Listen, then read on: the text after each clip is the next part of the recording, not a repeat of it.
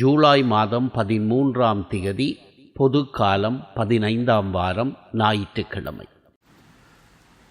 அன்புக்குரியவர்களே, இன்றைய அறிவியல் நம் மூளையில் 3 பகுதிகள் இருப்பதாக சொல்கிறது. முதல் பகுதி மூளையின் அடிப்பகுதி, பிரெயின் ஸ்டெம் என்று சொல்லப்படுவது. இரண்டாவது பகுதி உணர்வு மூளை, இமோஷனல் பிரெயின். மூன்றாவது நியோகார்டெக்ஸ் என்று சொல்லப்படுகின்ற பகுதி. பிரெயின் ஸ்டெம் என்று சொல்லப்படுகின்ற மூளையினுடைய அடிப்பகுதியானது நம்மை பாதுகாக்கின்ற பணியை செய்கிறது. இதுவே நம்மிலிருந்து விலங்கின் தன்மை வெளிவருவதற்கான காரணமாக இருக்கிறது. பிறர் நம் பாதுகாப்பு எல்லைக்குள் அத்துமீறி நுழைந்து நம்மை பாதிக்கப் போவதாக நினைக்கும் போதுதான் நம் விலங்கின் தன்மை தானாகவே வெளிவருகிறது. இரண்டாவது பகுதியான உணர்வு மூளை நாம் சிந்திப்பதற்கும் அன்பு, இரக்கம் போன்ற உணர்வுகளை வெளிப்படுத்துவதற்கும் காரணமாக இருக்கின்றது. அன்புக்குரியவர்களை, மேற்கண்ட 2 பகுதிகளும் விலங்குகளின் மூளையிலும் காணப்படுகின்றன. மனிதர்களின் மூளையில் மட்டும் காணப்படும் மிகவும் உயர்வான வளர்ச்சியடைந்த பகுதி நியோகார்டெக்ஸ் என்று சொல்லப்படுவது. நம்மையும் தாண்டி செயல்படல், விழிப்புணர்வு, அர்த்தமிக்க வாழ்வு, இறை அனுபவம், பிறர் நல செயல்பாடுகள் போன்றவற்றிற்கு காரணமான பகுதி இந்த பகுதி. இங்கு நாம் புரிந்து கொள்ள வேண்டிய செய்தி என்னவெனில், மேற்கூறிய 3 பகுதிகளில் எந்த பகுதியால் நாம் இயக்கப்பட வேண்டும் என்பதை தேர்ந்தெடுக்கின்ற சுதந்திரம் நமக்கு இருக்கிறது என்பதுதான். முதல் வாசகம், இணைச்சட்ட நூலிலிருந்து வாசகம். அதிகாரம் 30, இறைவசனங்கள் 10 முதல் 14 முடிய. மோசே மக்களை நோக்கி கூறியது: உன் கடவுளாகிய ஆண்டவரின் குரலுக்கு செவிகொடு. சட்ட நூலில் எழுதப்பட்டுள்ள அவர் தம் கட்டளைகளையும் நியமங்களையும் கடைப்பிடி. உன் முழு இதயத்தோடும் முழு உள்ளத்தோடும் உன் கடவுளாகிய ஆண்டவரிடம் திரும்பு. ஏனெனில் இன்று நான் உனக்கு கட்டளையிடும் இந்த கட்டளை உனக்கு புரியாதது இல்லை, உன்னிடமிருந்து வெகு தொலையிலும் இல்லை. நாம் அதை கேட்டு நிறைவேற்றுமாறு நமக்காக யார் விண்ணகத்துக்கு போய் அதை கொண்டு வருவார் என்று நீ சொல்லாதவாறு அது விண்ணில் இல்லை. நாம் அதை கேட்டு நிறைவேற்றுமாறு நமக்காக யார் கடல் கடந்து சென்று அதை நம்மிடம் கொண்டு வருவார் என்று நீ சொல்லாதவாறு அது கடல்களுக்கு அப்பால் இல்லை. ஆனால் நீ அதை நிறைவேற்றுமாறு வார்த்தை உனக்கு மிக அருகில் உள்ளது, உன் வாயில் உன் இதயத்தில் உள்ளது. ஆண்டவரின் அருள்வாக்கு. இறைவா, உமக்கு நன்றி.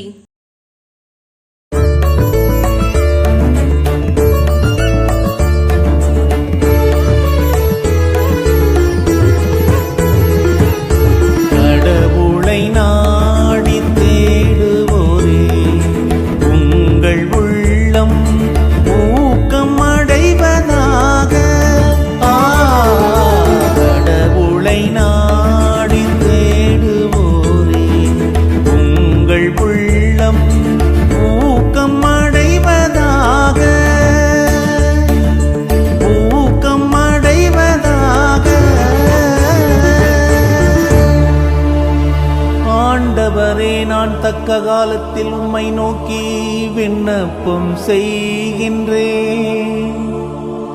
கடவுளே, உமது பேரன்பின் பெருக்கினால் எனக்கு பதில் மொழி தாரும். துணை செய்வதில் நீர் மாறாதவர். கடவுளை நாடி தேடுவோரே, உங்கள் உள்ளம் ஊக்கம் அடைவதாக. கடவுளை நாடி தேடுவோரே, உங்கள் உள்ளம் ஊக்கம் அடைவதாக. ஊக்கம் அடைவதாக. ஆண்டவரே, எனக்கு பதில் மொழி தாரும். உம் பேரன்பு நன்மை மிக்கது. உமது பேரிரக்கத்தை முன்னிட்டு என்னை நோக்கி திரும்பும். கடவுளை நாடி தேடுவோரே, உங்கள் உள்ளம் ஊக்கம் அடைவதாக. கடவுளை நாடி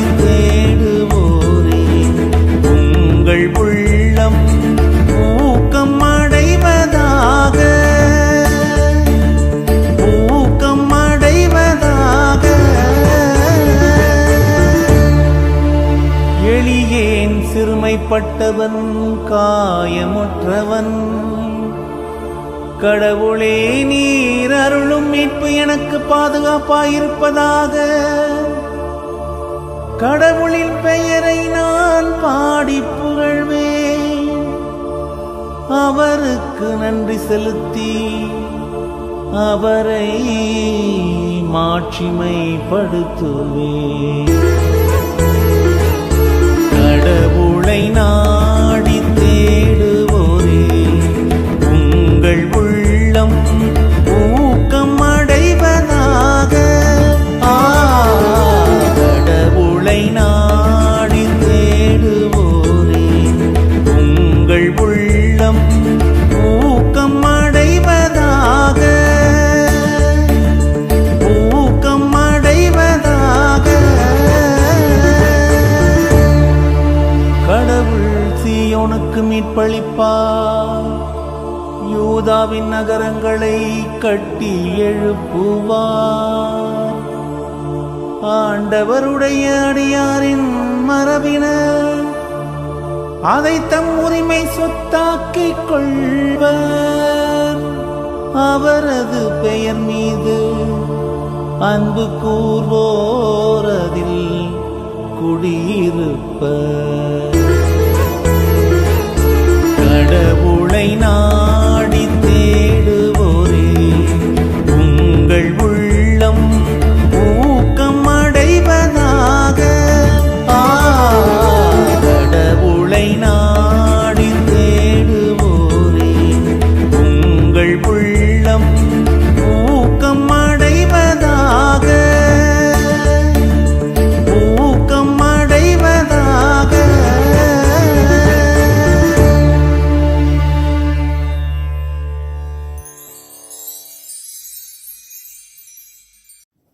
இரண்டாம் வாசகம். தூய பவுல் கொலோசியருக்கு எழுதிய திருமுகத்திலிருந்து வாசகம். அதிகாரம் 1, இறை வார்த்தைகள் 15 முடிய. இயேசு கற்பலனாகாத கடவுளது சாயல், படைப்பு அனைத்திலும் தலைப்பேறு. ஏனெனில் விண்ணில் உள்ளவை மண்ணிலுள்ளவை, கற்பலனாகுபவை கற்பலனாகாதவை, அரியணையில் அமர்வோர், தலைமை தாங்குவோர், ஆட்சியாளர், அதிகாரம் கொண்டோர் ஆகிய அனைவரும் அவரால் படைக்கப்பட்டனர். அனைத்தும் அவர் வழியாய் அவருக்காக படைக்கப்பட்டன. அனைத்துக்கும் முந்தியவர் அவரே. அனைத்தும் அவரோடு இணைந்து நிலை பெறுகின்றன. திருச்சபையாகிய உடலுக்கு தலையும் தொடக்கமும் அவரே. எல்லாவற்றிலும் முதன்மை பெறுமாறு இறந்து உயிர்த்தெழுவோருள் அவர் தலைப்பேறு ஆனார். தம் முழு நிறைவும் அவருள் குடிக்கொள்ள கடவுள் திருவுளம் கொண்டார். சிலுவையில் இயேசு சிந்திய இரத்தத்தால் அமைதியை நிலைநாட்டவும், விண்ணிலுள்ளவை மண்ணிலுள்ளவை அனைத்தையும் அவர் வழி தம்மோடு ஒப்புரவாக்கவும் கடவுள் திருவுளம் கொண்டார். ஆண்டவரின் அருள்வாக்கு. இறைவா, உமக்கு நன்றி. நற்செய்தி வாசகம். எனக்கு அடுத்திருப்பவர் யார்? லூக்கா எழுதிய தூய நற்செய்தியிலிருந்து வாசகம். அதிகாரம் 10 வசனங்கள் 25 37 வரை. அக்காலத்தில் திருச்சட்ட அறிஞர் ஒருவர் எழுந்து இயேசுவை சோதிக்கும் நோக்குடன், போதகரே, நிலை வாழ்வை உரிமையாக்கிக் கொள்ள நான் என்ன செய்ய வேண்டும் என்று கேட்டார். அதற்கு இயேசு, திருச்சட்ட நூலில் என்ன எழுதியிருக்கிறது? அதில் நீர் என்ன வாசிக்கிறீர் என்று அவரிடம் கேட்டார். அவர் மறுமொழியாக, உன் முழு இதயத்தோடும் முழு உள்ளத்தோடும் முழு ஆற்றலோடும் முழு மனத்தோடும் உன் கடவுளாகிய ஆண்டவரிடம் அன்பு கூர்வாயாக. உன்மீது நீ அன்பு கூர்வது போல் உனக்கு அடுத்திருப்பவர் மீதும் அன்பு கூர்வாயாக என்று எழுதியுள்ளது என்றார். இயேசு சரியாகச் சொன்னீர், அப்படியே செய்யும், அப்பொழுது வாழ்வீர் என்றார். அவர் தம்மை நேர்மையாளர் என காட்ட விரும்பி, எனக்கு அடுத்திருப்பவர் யார் என்று இயேசுவிடம் கேட்டார். அதற்கு அவர் மறுமொழியாக கூறிய உவமை, ஒருவர் எருசலேமிலிருந்து எரிகோவுக்கு போகும்போது கள்வர் கையில் அகப்பட்டார். அவருடைய ஆடைகளை அவர்கள் உரிந்து கொண்டு அவரை அடித்து குற்றுயிராக விட்டு போனார்கள். குரு ஒருவர் தற்செயலாக அவ்வழியே வந்தார். அவர் அவரை கண்டதும் மறுபக்கம் விலகிச் சென்றார். அவ்வாறே லேவியர் ஒருவரும் அவ்விடத்துக்கு வந்து அவரை கண்டதும் மறுபக்கமாய் விலகிச் சென்றார். ஆனால் அவ்வழியே பயணம் செய்து கொண்டிருந்த சமாரியர் ஒருவர் அருகில் வந்து அவரை கண்டபோது அவர் மீது பரிவு கொண்டார். அவர் அவரை அணுகி காயங்களில் திராட்சை மதுவும் எண்ணெயும் வார்த்து அவற்றை கட்டி தாம் பயணம் செய்த விலங்கின் மீது ஏற்றி ஒரு சாவடிக்கு கொண்டு போய் அவரை கவனித்துக் கொண்டார். மறுநாள் 2 தெனாரியத்தை எடுத்து சாவடி பொறுப்பாளரிடம் கொடுத்து, இவரை கவனித்துக் கொள்ளுங்கள், இதற்கு மேல் செலவானால் நான் திரும்பி வரும்போது உமக்கு தருவேன் என்றார். கள்வர் கையில் அகப்பட்டவருக்கு இம்மூவருள் எவர் அடுத்திருப்பவர் என உமக்கு தோன்றுகிறது என்று இயேசு கேட்டார். அதற்கு திருச்சட்ட அறிஞர், அவருக்கு இரக்கம் காட்டியவரே என்றார். இயேசு, நீரும் போய் அப்படியே செய்யும் என்று கூறினார். ஆண்டவரின் அருள்வாக்கு. கிறிஸ்துவே உமக்கு புகழ். அன்புக்குரியவர்களே, மனித வாழ்வின் மிகப்பெரிய சவால்களில் ஒன்று மனிதராக வாழ்வது. இவ்வுலகில் உள்ள ஏனைய மிருகங்களும் உயிரினங்களும் தங்களுக்கு என்று நிர்ணயிக்கப்பட்ட குறிப்பிட்ட இயல்பின்படி செயல்படுகின்ற பொழுது மனிதர்களுக்கு மட்டும்தான் எத்தகைய இயல்பின்படி செயல்பட வேண்டும் என்பதற்கான சுதந்திரம் கொடுக்கப்பட்டுள்ளது. மனிதர்கள் தங்களில் இருந்து விலங்கின் இயல்பையும் கொண்டு வர முடியும், மனித இயல்பையும் வெளிக்கொணர முடியும், ஏன் தெய்வீக இயல்பை கூட ஒளிர வைக்க முடியும். சாது ஒருவர் இருந்தார். ஒரு கிராமத்தின் ஓரமாக ஒரு குடிசை போட்டு தனித்த வாழ்வு வாழ்ந்து வந்தார். பெரும்பாலான நேரங்களை தியானத்தில் செலவழித்து வந்தார். அவ்வப்பொழுது தன்னை சந்திக்க வருபவர்களிடம் தனக்கு நிறைய வேலைகள் இருப்பதாக சொல்லிக் கொள்ளுவார். ஒரு முறை ஒருவர், நிறைய வேலைகள் இருப்பதாக சொல்லுகிறீர்களே, அப்படி என்னதான் செய்கிறீர்கள் என்று கேட்டபொழுது அந்த சாது, என்னிடம் 2 கழுகுகள் உள்ளன, அவற்றை நான் பழக்க வேண்டியிருக்கிறது. ஒரு பாம்பு இருக்கிறது, அதை கவனத்தோடு பராமரிக்க வேண்டியிருக்கின்றது. ஒரு கழுதை இருக்கின்றது, அதற்கு தீனி போடுவதும் அதை வேலை வாங்குவதும் பெரும்பாடாக இருக்கிறது. ஒரு குரங்கு வேறு என்னிடம் இருக்கிறது, அதை கட்டுப்பாட்டிற்குள் வைத்து பயிற்சி கொடுப்பதற்குள் போதும் போதும் என்றாகிவிடுகிறது.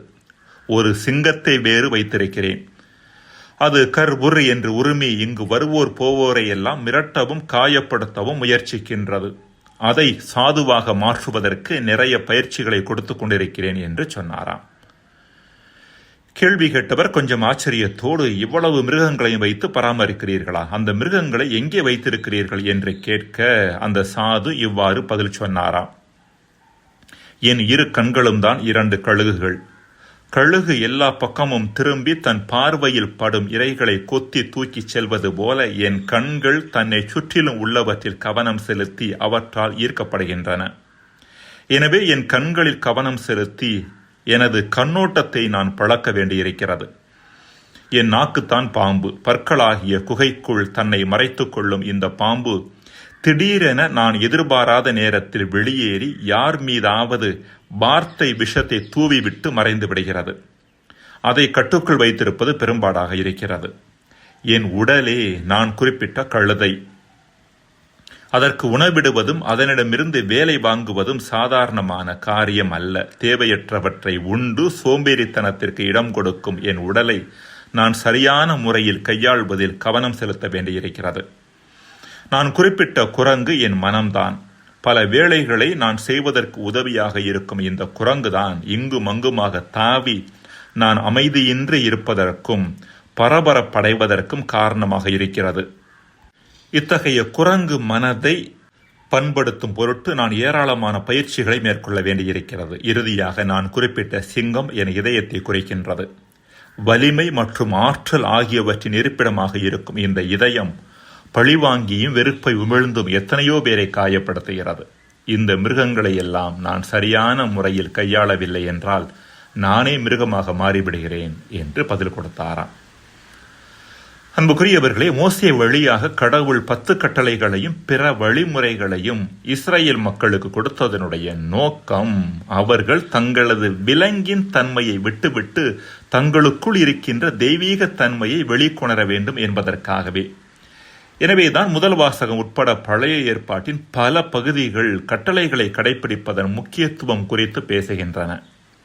எனினும் காலப்போக்கில் கட்டளைகளை சரியான மனப்பக்குவத்தோடு அணுகாதன் காரணமாக கட்டளைகளின் பெயராலேயே மனித நேயமற்ற செயல்பாடுகள் அரங்கேற ஆரம்பித்தன. கட்டளைகளின் பெயரால் மனித நேயமற்ற செயல்பாடுகள் அரங்கேறுவதற்கான முக்கியமான காரணங்களாக இருந்தவர்கள் பரிசேயர்கள். இன்றைய நற்செய்தியில் நாம் சந்திக்கும் குருவும் லேவியரும் இதற்கு சிறு உதாரணங்களே.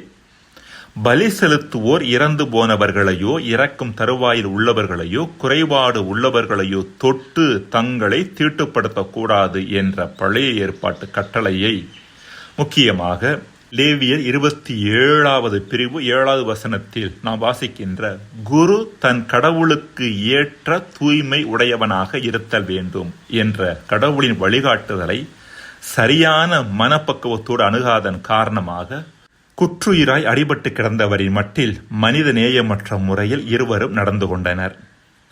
அடிபட்டு கிடப்பவரை தொட்டால் தங்களது தூய்மைக்கு பங்கம் விளைந்துவிடும் என்று எண்ணினர். சட்டத்தை கடைபிடிக்கின்றோம் என்ற போர்வையில் சட்டம் சுட்டிக்காட்டிய மனித நேயத்திற்கு எதிராக சென்றனர்.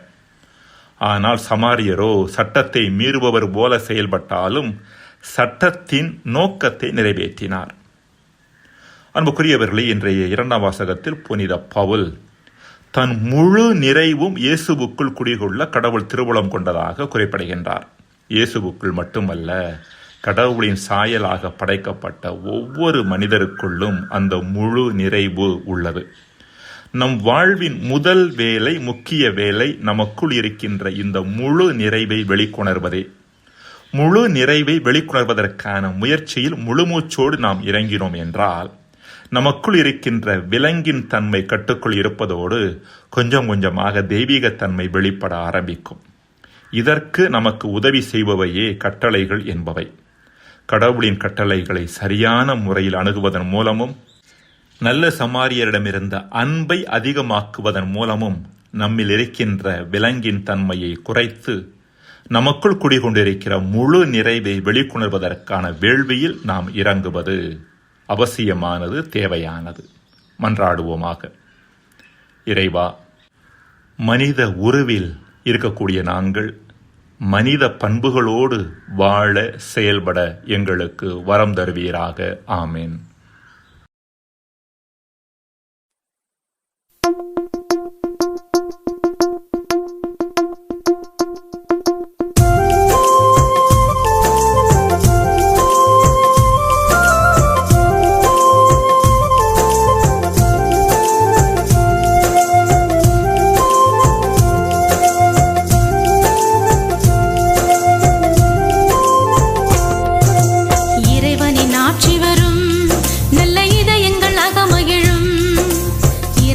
பிறரன்பும் என்றும் இனிதாய் உலாவரும் இறைவனின் ஆட்சி வரும் நல்ல இதயங்கள் அகமகிழும் இறையன்பும் பிறரன்பும்